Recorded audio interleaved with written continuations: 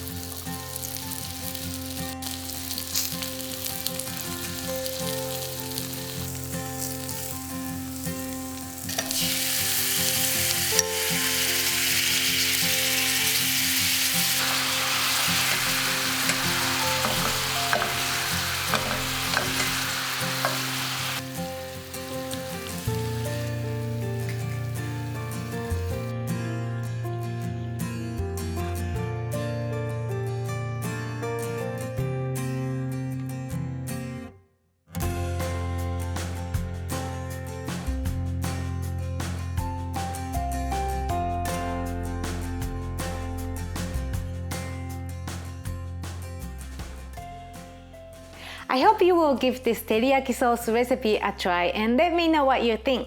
Please subscribe for more easy Japanese recipes and you can click here to print this recipe. Thank you for watching and see you next time. またね!